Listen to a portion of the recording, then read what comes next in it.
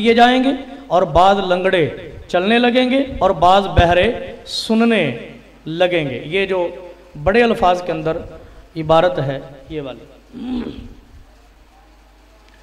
जंग मुक़द्दस का सफ़ा नंबर 188 और 99, रूहानी ख़ज़ाइन की जिल्द 6 सफ़ा 291 और 292। इसके अंदर मिर्ज़ा ग़ुलाम कादियानी ने अब्दुल्ला आथम के 15 माह तक मर जाने की नादरीन खुले खुले अल्फाज में पेशगोई की।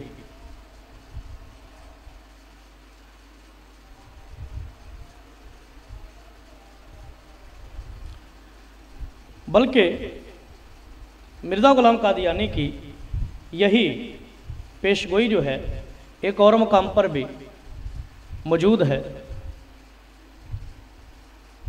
किताब का नाम है करामात सादिकीन। इसका सफ़ा नंबर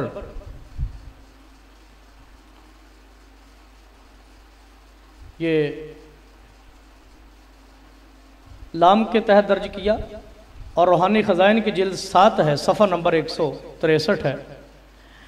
इसके ऊपर कहता है बशारानी रब्बी बाद दावती भी मौत ही, कि मेरे रब ने मुझको बशारत दी उसकी मेरी दुआ के बाद बिमौत ही आथम के मरने की बशारत दी। इला खमसत आशारा अशहर 15 महीने तक मिन यौमी खातिमतिल बहस, इस बहस के खातिमा के दिन से। ये देखिए ये करामात सादिकीन और रूहानी ख़ज़ाइन जिल्द 7 सफ़ा 163।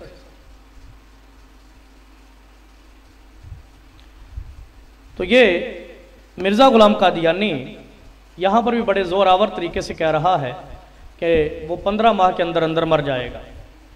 नाज़रीन किराम, मिर्ज़ा ग़ुलाम कादियानी को इस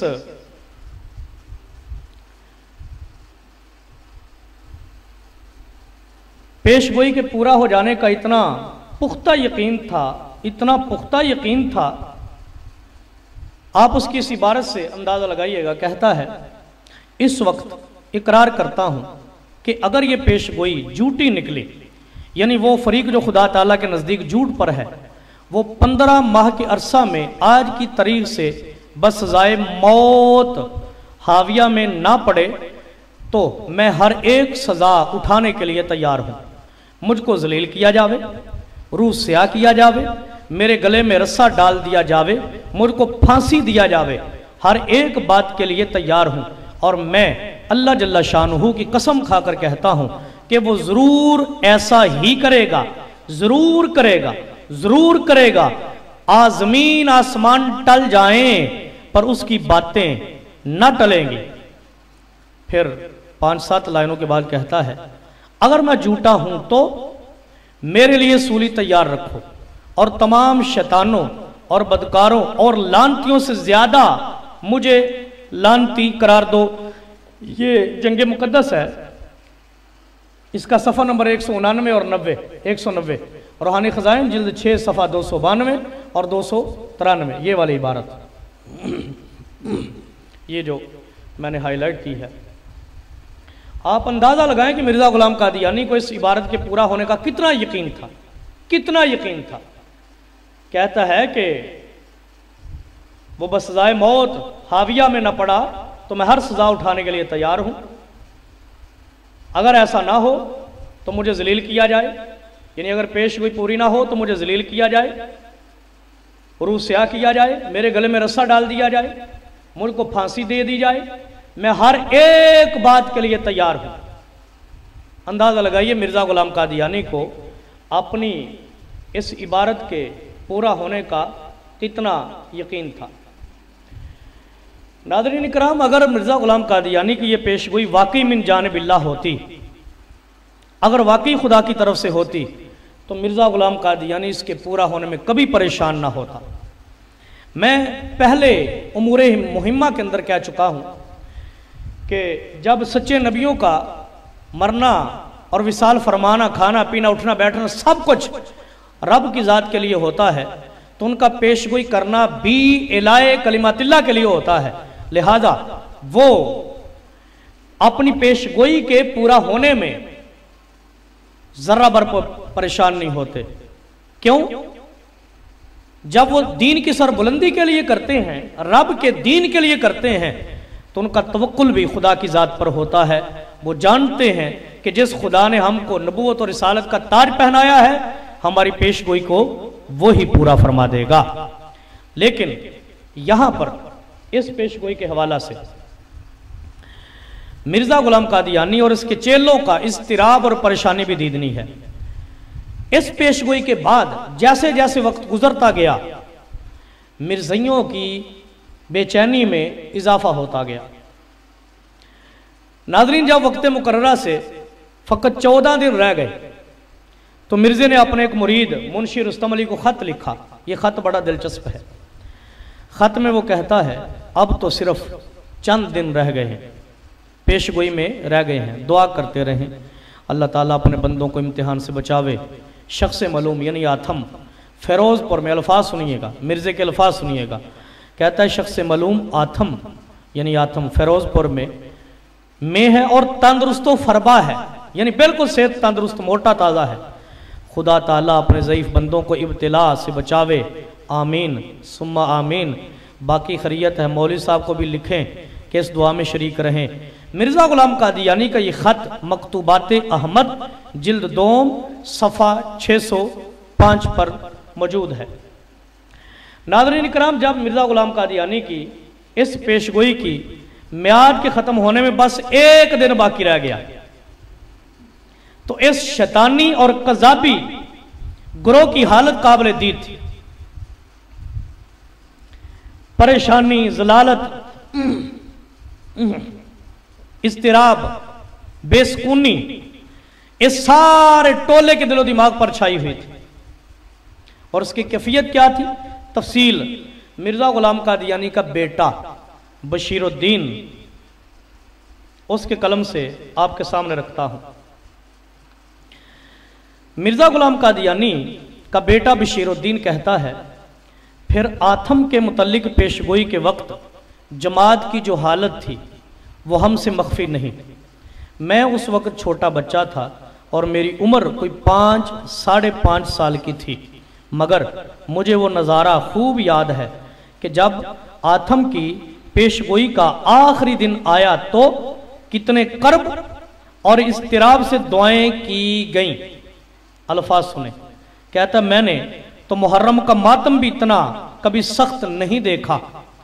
हजरत मसीह मऊद एक तरफ दुआ में मशगूल थे और मौलवी अब्दुल करीम साहब और सिलसिला के बाज और बुजुर्ग मस्जिद में जमा होकर दुआ कर रहे थे, और तीसरी तरफ बाद नौजवान जिनकी इस हरकत पर बाद में बुरा भी मनाया गया, जहां हजरत खलीफा अव्वल मतब किया करते थे और आजकल मौलवी कुतुबुद्दीन साहब बैठे हैं, वहां इकट्ठे हो गए, यानी बच्चे इकट्ठे हो गए। जिस तरह औरतें बैंड डालती हैं, इस तरह उन्होंने बैंड डालने शुरू कर दिए। उनकी चीखें 100 गज तक सुनी जाती थी और उनमें से हर एक की जुबान पर यह दुआ थी, जारी थी, या अल्लाह आथम मर जाए, या अल्लाह आथम मर जाए। मगर इस कोहराम और आहोजारी के नतीजा में आथम तो ना मरा। अल्फाज सुने आप। कहता है मगर इस कोहराम और आहोजारी के नतीजा में आथम तो ना मरा। ये खुतबात महबूद का की जिल्द नंबर 21 है, सफ़ा नंबर 241, ये वाली इबारत। नाज़रीन कराम, मिर्जा गुलाम कादियानी के बेटे बशीरुद्दीन का ये आंखों देखा हाल है, आंखों देखी कैफियत है, जिसके अंदर वो कह रहा है कि जब एक दिन बाकी रह गया ना, तो हमारी जमात यानी मिर्जियों की हालत बड़ी मुस्तरब हो गई, बड़े परेशान हो गए, कर्बनाक हालात थे। कहता है इतना सख्त तो मैंने कभी मातम भी नहीं देखा जैसा कि उस वक्त हमारी हालत थी। चीखें निकल रही थी, रो रो कर दुआएं कर रहे थे, या अल्लाह आथम मर जाए, या अल्लाह आथम मर जाए, या अल्लाह आथम मर जाए। आखिरी लाइन में मैंने इसका जुमला सुर्ख लाइन से अंडरलाइन किया है, उसको गौर से देखे। कहता है कि मगर इस कोहराम और आहोजारी के नतीजा में आथम तो ना मरा, आथम तो ना मरा। ये मिर्जा गुलाम कादियानी का बेटा बशीरुद्दीन खुद लिख रहा है, आपने आंखों देखा हाल। अल्लाह अकबर। नाज़रीन इकराम, इन तमाम चेलों और मिर्जा की दुआओं के बावजूद पादरी आथम तो ना मरा। मिर्जा उसके मुरीदों को शर्मिंदगी की वजह से, नदामत की वजह से सर छुपाने को जगह नहीं मिल रही थी। जिल्लत और रसवाई उनके चेहरों पर मल दी गई। उधर 6 सितंबर यानी 5 सितंबर को मरने का इसने टाइम दिया था ना। 6 सितंबर की सुबह होते ही ईसाइयों ने आथम की क़यादत के अंदर एक बहुत बड़ा जुलूस निकाला और मिर्जा गुलाम कादियानी की झूठी पेशगोई का खूब तमाशा बनाया, खूब इसको जलील और रुसवा किया। नाजरीन, मिर्जा तो जो जलील हुआ था हुआ ही था, इसकी पेशगोई तो झूठी हुई ही हुई थी। इसके साथ साथ इस जालिम की वजह से उन ईसाइयों ने इस्लाम का भी खूब मजाक उड़ाया। इन्ना लिल्लाहि व इन्ना इलैहि राजिऊन।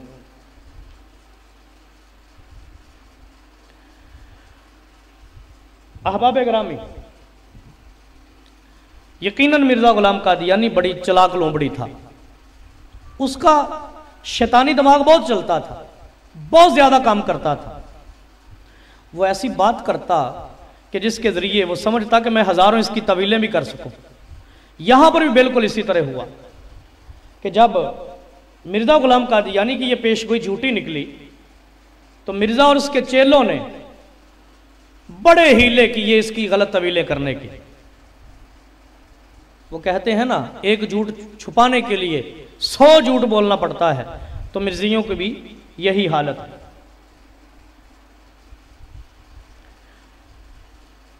मिर्जियों ने और मिर्जा गुलाम कादियानी ने इस पेशगोई की गलत और फासद तवीलें करने की शुरू की। कहने लगे, नहीं, हमारा मतलब ये था, हमने ये कहा था कि अगर उसने हक को कबूल ना किया तो फिर मर जाएगा। कहने लगे, चूंकि उसने हक को कबूल कर लिया था इसलिए मरा नहीं है। नाज़रीन, पहली बात तो यह है कि आज तक मिर्ज़ाई पार्टी में से कोई एक साबित कर दे कि अब्दुल्ला आथम ने हक को कबूल कर लिया था। हक को कबूल करने का क्या मतलब था? वो ईसाई था और ईसा अलैहिस्सलाम के खुदा होने पर वो दावा कर रहा था और दलाइल पेश कर रहा था। हक के कबूल करने का मतलब यह था कि वो अपने इस दावे से तौबा करता, ईसाइयत को छोड़ता और मोहम्मद अरबी का मुखलिस और पक्का सच्चा गुलाम बन जाता। यह था हक को कबूल करना। लेकिन आज की तारीख तक कोई मिर्ज़ाई भी यह साबित नहीं कर सकता कि मिर्जा गुलाम उसने आथम ने रजू इलाल हक कर लिया हो। एक इनकी ये गलत तवील, और दूसरा ये भी पैंतरा बदलते हुए कहने लगा, मिर्जा गुलाम कादियानी कहने लगा, नहीं नहीं, मेरा मतलब ये था कि ये जो है ना, इससे मुराद मौत नहीं थी बल्कि दिमागी खलल था, घबराहट थी, परेशानी थी। अल्लाह अकबर। हालांकि नाज़रीन, मैं उसकी इबारत से खुद आपको दिखा चुका कि इससे मुराद मौत है। देखें गलत तवील क्या करता है। मिर्जा कहता है, और तवज्जो से याद रखना चाहिए कि हाविया में गिराया जाना जो असल अल्फाज इल्हाम है वो अब्दुल्ला आथम ने अपने हाथ से पूरे किए, और जिन मसाइब में उसने अपने तय डाल लिया और जिस तरह से मुसलसल घबराहटों का सिलसिला उसके दामनगीर हो गया और हौल और खौफ ने उसके दिल को पकड़ लिया, यही असल हाविया था। अंदाजा लगाएं, यानी पहले मौत की पेशगोई की थी कि 15 महीने तक मर जाएगा, और जब पेशगोई पूरी ना हुई तो ये गलत तवील कर दी। ये अनवारुल इस्लाम सफ़ा 5 और 6, रूहानी खजाइन जिल्द 9 सफ़ा 5 और 6 है। ये देखिए,